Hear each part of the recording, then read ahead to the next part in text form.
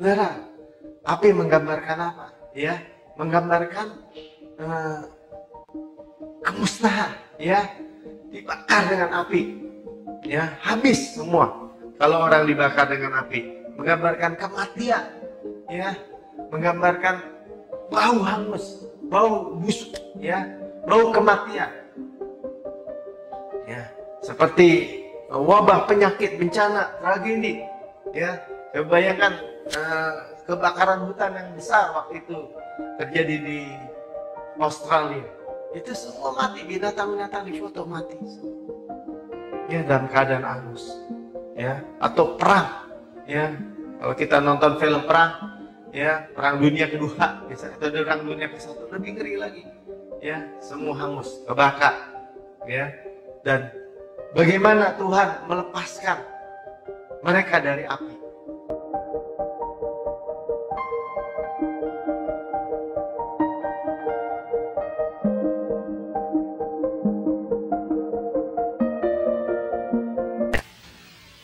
Ya, Shalom.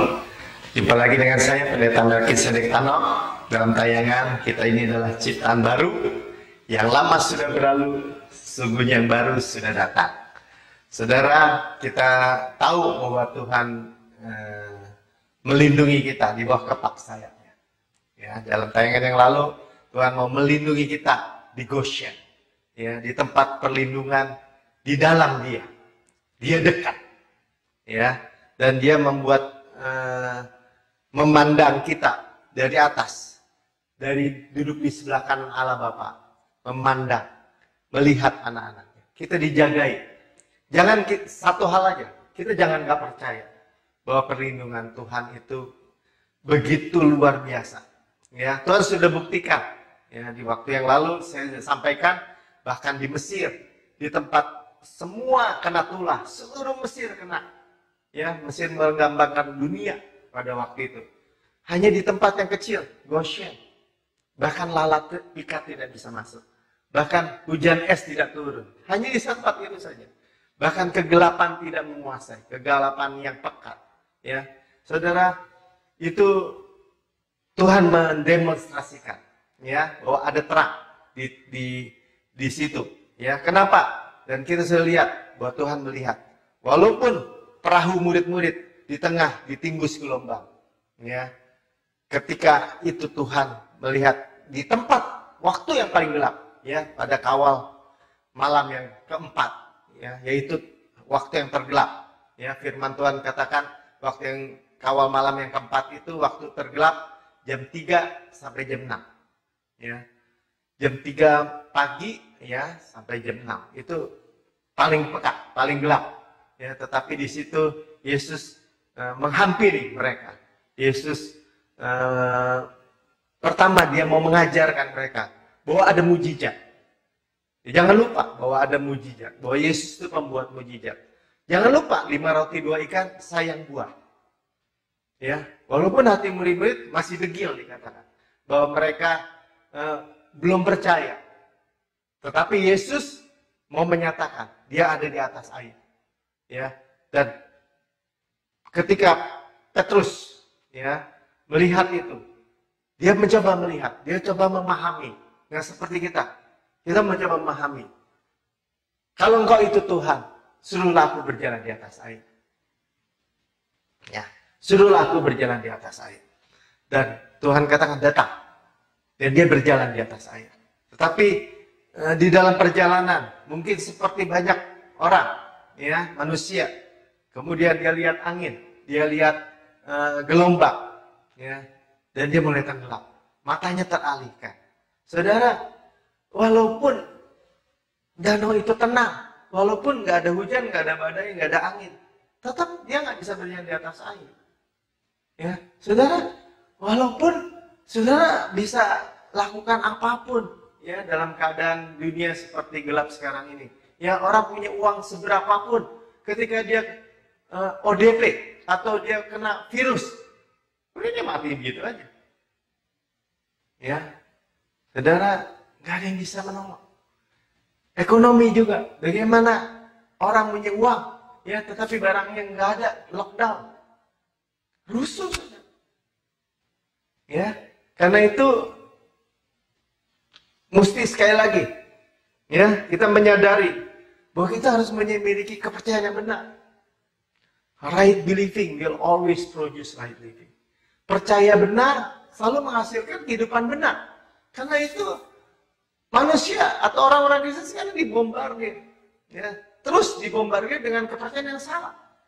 Terus dibombardir dengan berita-berita tentang penyakit, virus, ya, dari yang benar sampai hoax. Ya, dan banyak orang hanya sakit atau mati karena hanya takut. Ya, tetapi kita mendengar firman Tuhan. Ya, kita mendengar kabar baik. Ya, dan kita akan melanjutkan, ya, bahwa Tuhan itu di atas surga, dia itu sudah membebaskan, ya, sudah melepaskan, ya. Dan kalau hari-hari ini pemerintah mengusahakan kemaslahatan, ya, bagi rakyatnya, ya, jangan kumpul dulu, harus di rumah, ya, harus jaga jarak, ya, nggak boleh kumpul-kumpul atau pertemuan-pertemuan. Kita mendukung, ya, gereja Tuhan juga mendukung. Tapi kita mesti dengan pengertian, ya, bahwa wabah atau masalah finansial berikutnya itu tidak akan menimpa kita, ya. Saya akan menceritakan apa yang di dalam Alkitab itu ketika umat Israel dalam pembuangan di Babel, ya, bahwa ketika Sadrah, Mesak, Abednego, ya, dengan Daniel, jadi dalam kitab Daniel diceritakan bagaimana mereka itu harus ada di tempat di mana semua menyembah berhala, ya. Jadi di Babel itu gambaran juga dunia. Tetapi mereka mempunyai Allah. Mereka tetap menyembah Yahweh, Allah Israel, Allah kita, Yesus, ya. Dan ketika Nebukadnezar membuat Raja Babel, ya, membuat patung emas dewanya, ya, dan ditetapkanlah dengan suatu keputusan bahwa semua orang harus menyembah patung yang dibuat oleh Nebukadnezar itu, patung emas itu, ya. Kalau nanti waktu sini ada orkestra dan mereka harus menyembah, ya. Tapi Sadrah, Mesak, Abednego, Daniel tidak menyembah, mereka tetap berdiri, ya. Dan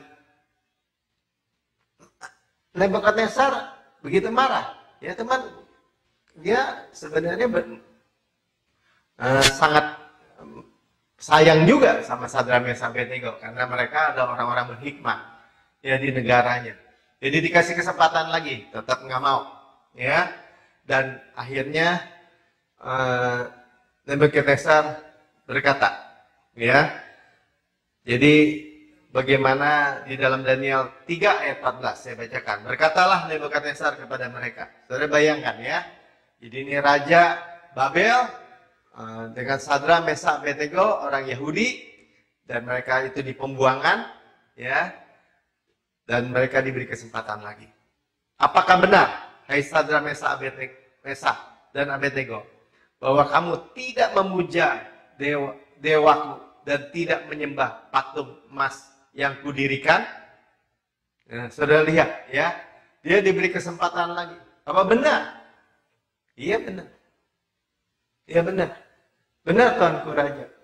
Ya, Raja merasa sangat marah dan dia menyuruh, memerintahkan untuk memanaskan tungku, ya, lebih panas lagi, dan mengangkat Sadrah, Mesak, Abednego untuk dimasukkan ke dalam tungku api ini. Saudara, api menggambarkan apa? Ya, menggambarkan kemusnahan, ya, dibakar dengan api, ya, habis semua. Kalau orang dibakar dengan api, menggambarkan kematian, ya, menggambarkan bau hangus, bau busuk, ya, bau kematian. Ya, seperti wabah, penyakit, bencana, tragedi. Ya, coba bayangkan kebakaran hutan yang besar waktu itu terjadi di Australia. Itu semua mati, binatang-binatang di foto mati semua. Ya, dalam keadaan angus. Ya, atau perang. Ya, kalau kita nonton film perang, ya, perang dunia kedua, bisa, atau perang dunia ke-1, lebih ngeri lagi. Ya, semua hangus, kebakar. Ya, dan bagaimana Tuhan melepaskan mereka dari api. Juga nanti kita akan lihat dari air. Ya. Daniel 3 ayat 27 katakan, dan para wakil raja, para penguasa, para bupati dan para menteri raja datang berkumpul. Mereka melihat, ya, sekarang Tuhan show, Tuhan itu menyatakan dirinya, bukan hanya kepada Sadrak, Mesak, Abednego, seperti kepada murid-murid, ya, di Danau Galilea, ya, tetapi ini bicara tentang kepada dunia, ya, bahwa tubuh orang-orang itu tidak mempan oleh api itu. Saudara percaya nggak bahwa tubuh kita tidak mempan oleh COVID-19? Ya, tidak akan mempan oleh penyakit, wabah atau apapun. Kenapa berani percaya begitu, Pak?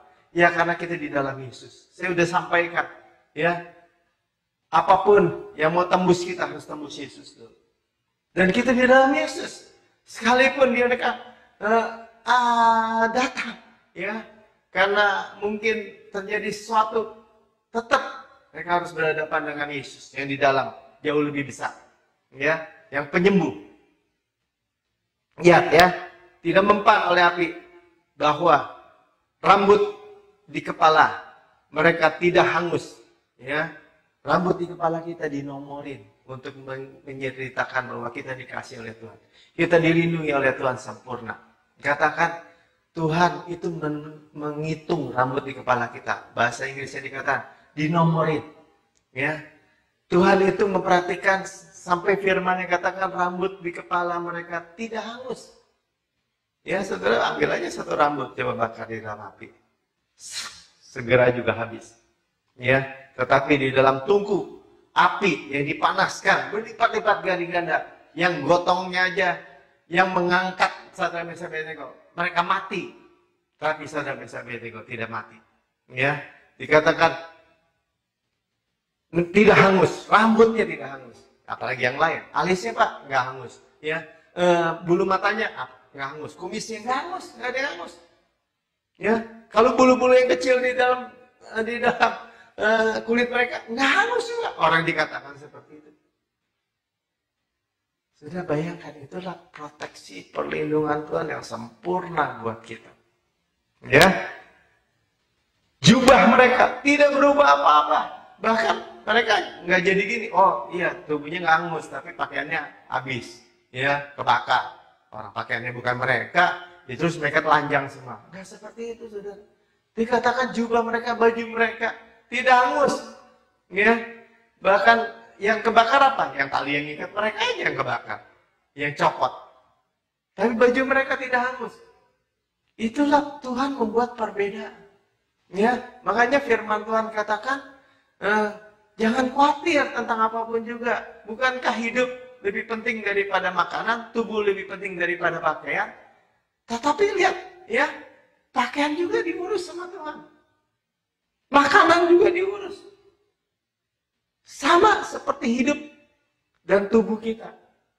Itu diurus, diperhatikan di tengah-tengah dunia yang sedang mengalami bencana seperti ini. Itu hebatnya ketika kita percaya. Ya, dikatakan tidak berubah apa-apa jubahnya. Mengkeret juga enggak. Ya, saya kemarin setrika celana anak saya yang dari mungkin bahannya nilon atau apa kali ya. Ketika disetrika terlalu lama, mengkeret ya, rusak. Baru kena setrikaan, saudara. Apalagi kena api. Ya, bahkan dikatakan, bahkan bau kebakaran pun tidak ada pada mereka. Ya, waktu saya setrika, mengkerut, coklat, bau, saudara. Ini mereka tidak akan ada bau kebakaran. Saudara lihat, saudara di tengah-tengah dunia yang seperti ini, ya, di tengah-tengah kebakaran hutan yang seperti ini, saudara saya tidak mengalami apa-apa, ya.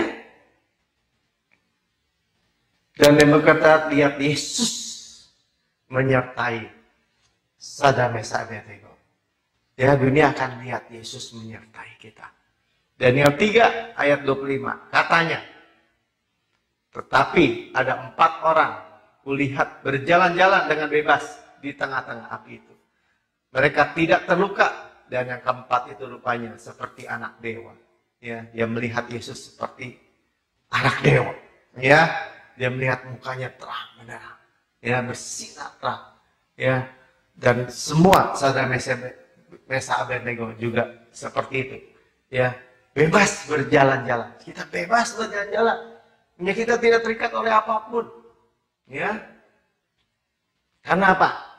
Karena yang membela Sadrak, Mesak, Abednego adalah Tuhan sendiri, ya. Bagaimana dia bersikap? Daniel 3 ayat 16 katakan, lalu Sadrak, Mesak, dan Abednego menjawab Nebukadnezar ketika dia baru diancam, ya, belum masuk. Ya, tidak ada gunanya kami memberi jawab kepada Tuanku dalam hal ini. Ketika mereka diancam, mereka diberi kesempatan lagi, diancam lagi lebih keras. Tidak ada gunanya. Ya, kita bukannya tidak beribadah di gereja itu bukannya karena pemerintah yang lalim yang melarang kita menyembah Yesus, bukan. Ya, atau memuji Yesus, bukan, ya. Kita beribadah di rumah-rumah karena kita juga mendukung, ya, pemerintah yang dari Tuhan, ya, mendukung orang-orang yang sedang fight menghadapi COVID-19 di garis depan, para dokter, para perawat, para polisi, tentara, atau petugas-petugas yang lain, ya.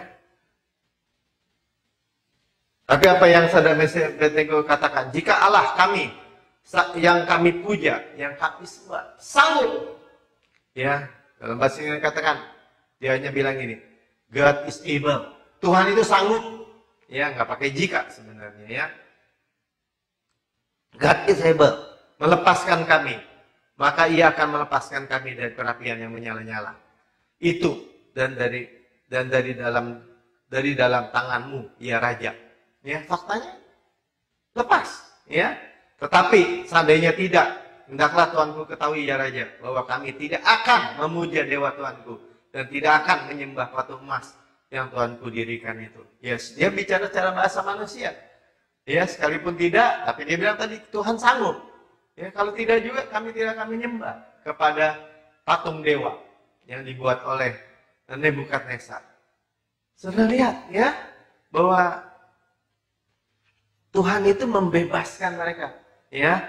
Dalam Mazmur 22 ayat 12, Engkau telah membiarkan orang-orang melintasi kepala kami. Kami telah menempuh api, ya, dan air, ya. Tetapi Engkau telah mengeluarkan kami sehingga bebas, ya. Tadi saya katakan menempuh api, bagaimana penyakit yang membunuh, ya, menempuh air, bagaimana manusia berikutnya mengalami masalah ekonomi, krisis ekonomi, krisis keuangan, ya. Jadi kalau orang bilang ini, bagaimana keuanganmu?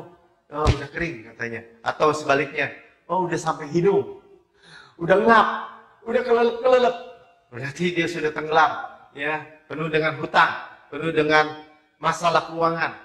Ya, tetapi Tuhan bilang, aku menyertai engkau menempuh api dan menempuh air, ya. Tetapi apa? Tetapi Tuhan itu mengeluarkan kita sehingga kita bebas. Ya, peperangan milik Tuhan. Firman Tuhan katakan, the battle is the Lord.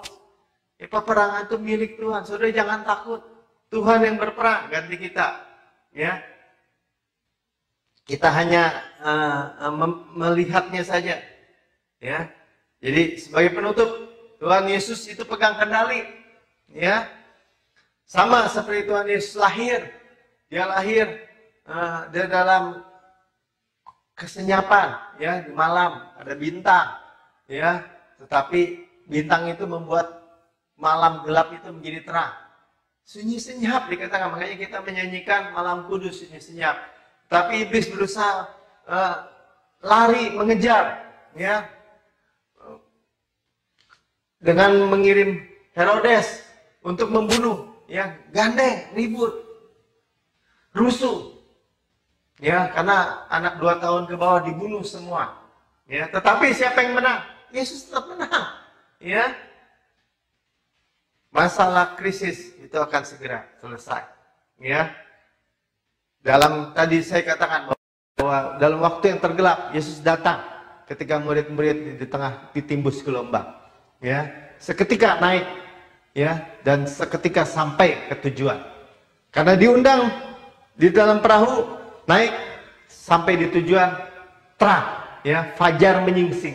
Sudah lihat, ya, seketika fajar menyingsing, ya, dan peperangan milik Tuhan. Gak usah takut, saudara, ya, karena firman Tuhan katakan ada 364 atau 365 katakan sini jangan takut, ya, dan kata yang pertama kepada Abraham, dikatakan jangan takut Abraham, akulah perisaimu, upahmu sangat besar. Dalam Kejadian 15 ayat 1. Jangan takut, sebut, saudara, jangan takut Melkisedek, bahwa Tuhan perisai kita. Upah saya sangat besar. Kenapa? Karena Yesus sudah bayar, ya, dan kita percaya Yesus dalam hal ini. Mari kita berdoa. Bapak, terima kasih. Kami bersyukur kami boleh melihat apa yang Kau lihat. Engkau memandang dari surga, Imam Besar Agung kami, bahwa kami tetap di dalam proteksi Tuhan, di dalam perlindungan Tuhan. Kami aman. Kami nggak perlu stres, nggak perlu nggak perlu takut, tapi kami rest. Kami rest di dalam tempat perhentian Tuhan. Kami percaya peperangan milik-Mu Tuhan, dan Kau menaruh musuh-musuhmu di bawah kakimu. Dan kami percaya Tuhan, kemenangan sudah menjadi jaminan buat kami. Karena itu kami berdoa, kalau ada yang mendengar sekarang di dalam kekhawatiran, dalam ketakutan, di dalam penyakit yang parah, di dalam persoalan yang besar, Tuhan, kami sudah mendengar bahwa di dalam-Mu, di dalam Yesus, di Goshen, ya, di dalam bersama Yesus, seperti Sadar Mesa Abednego, ada kelepasan. Bahkan Tuhan, ada terang, ada pertolongan yang sempurna. Dan kami percaya Tuhan, hari ini kami memperoleh pertolongan, terobosan yang segera selesai. Terima kasih ya Bapak. Kami bersyukur di dalam nama Tuhan Yesus. Haleluya. Amin.